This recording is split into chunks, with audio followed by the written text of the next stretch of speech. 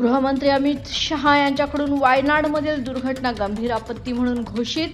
प्रियांका गांधींनी ट्विट करत केला आनंद व्यक्त. पुरेशा निधीची केली अपेक्षा व्यक्त. नितेश राणे यांना मंत्रिमंडळात राहण्याचा अधिकार आहे का? अतुल लोंढे यांचा सवाल. भाजप व मुख्यमंत्री देवेंद्र फडणवीस यांनी खुलासा करण्याची लोंढेंची मागणी.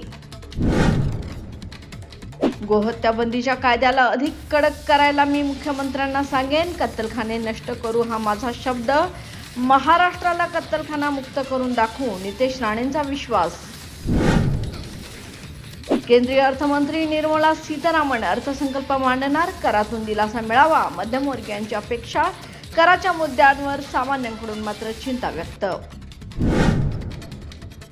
उदयनराजेंचा शरद पवारांना सल्ला. पवार हे पितृतुल्य. उदयनराजे भोसले. शरद पवारांनी तरुण पिढीला आता मार्गदर्शन करावे, उदयनराजेंचा सल्ला.